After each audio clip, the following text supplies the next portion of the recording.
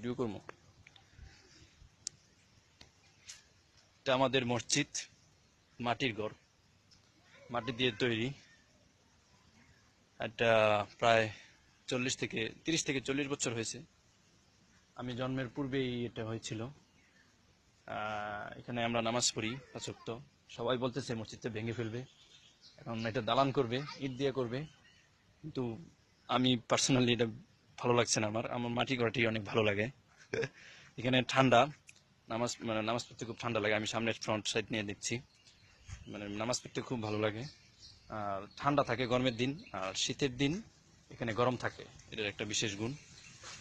আমাদের কাঁঠাল দেখেন কি অবস্থা, কাপাসিয়ার কাঁঠাল, অনেক কাঁঠাল হয়ে গেছে, অনেক কাঁঠাল হয় আমাদের এলাকায়, কাঁঠালে বিখ্যাত, খুবই মজা এই গাছের কাঁঠাল।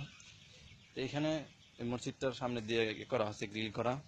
এটা অনেক দিন হয়েছে এই মসজিদ, আমার দাদার হাতের তৈরি করা এই মসজিদটা।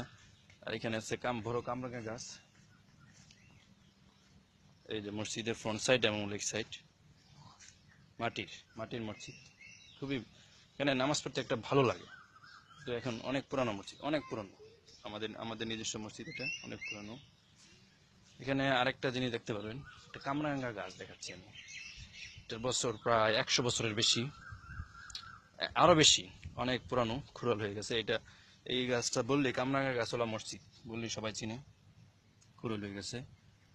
এটা কামরাঙ্গা গাছ, এত বড় কামরাঙ্গা গাছ আমি আর দেখি নাই কোনো জায়গায়। ফার্স্ট, এটাই শুধু আমি দেখেছি, সবচেয়ে বড় কামরাঙ্গা গাছ এটা। ছোট হয়ে যাচ্ছে, আগে এটা আর অনেক বড় ছিল, বয়স হয়ে গেলে যা হয়।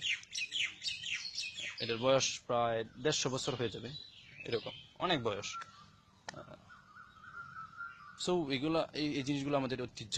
আরো যে দেখাই, কাঁঠাল দেখাই, আমাদের মসজিদের পাশে গাছ, সো নাইস কাঁঠাল, সুন্দর, দেখেন জ্বর বিদে আসছে, সুন্দর কাঁঠাল।